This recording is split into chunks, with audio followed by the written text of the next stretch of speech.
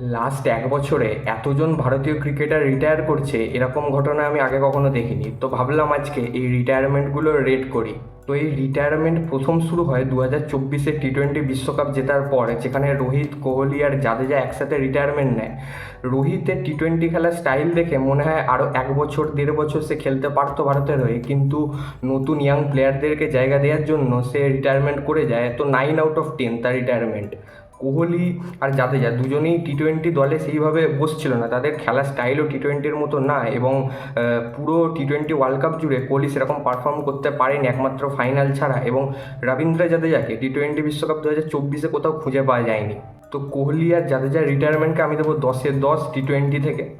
এরপর চলে আসি বিজিটিতে, যেখানে সিরিজের মাঝখানে রবিচন্দ্রন আশ্বিন টেস্ট থেকে রিটায়ারমেন্ট নিয়ে নেয়। কিন্তু আশ্বিন তো একজন ম্যাচ উইনার ছিল, এবং আশ্বিনের যে বয়স ছিল মোটামুটি 2 বছর, এখনও টেস্টে সে খেলে দিতে পারতো।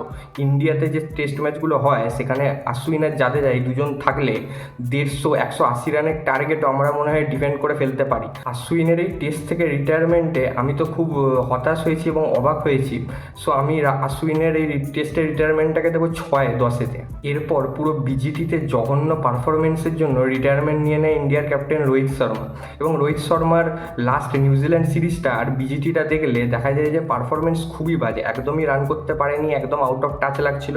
তো তার রিটায়ারমেন্ট নেওয়াটা যথাযথ, তাই জন্য তাকে টেস্টের রিটায়ারমেন্টের জন্য আমি দেবো 10/10।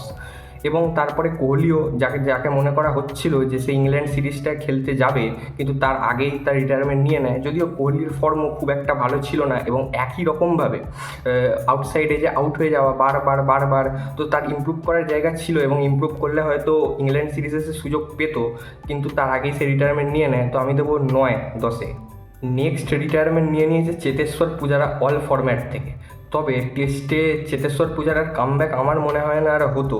3 নম্বর পজিশান যেখানে সে খেলতো, যদিও এখন বর্তমানে ভারতে 3 নম্বর পজিশানটা খুব স্টেবল না, কেউ একজন ফিক্স এরকম হয়নি, কিন্তু পূজারার কামব্যাক আমার মনে হচ্ছে না হতো, এবং আমার মনে হয় ইন্ডিয়া ইয়াং প্লেয়ারদেরই এখানে টেস্ট করবে এবং জায়গা দেবে। তো পূজারার এই রিটায়ারমেন্টটাকে আমি দেবো 8/10। এবং লাস্ট যে আপডেট আসছে, রবিচন্দ্রন আশ্বিন টেস্ট থেকে রিটায়ারমেন্ট নেওয়ার পরে এখন আইপিএল থেকেও রিটায়ারমেন্ট নিয়ে নিয়েছে। তো এটা কি আশ্বিনের এই বোল্ড স্টেটমেন্ট দেওয়ার জন্য নাকি অন্য কোনো কারণে, সেটা দেখতে হবে। তবে আইপিএল থেকে আশ্বিনের রিটায়ারমেন্টটাকে আমি দেবো পুরো 10/10। আইপিএলেও তা আমার মনে হয় না আশ্বিন এর অফ স্পিন এখন সেরকমভাবে এফেক্টিভ।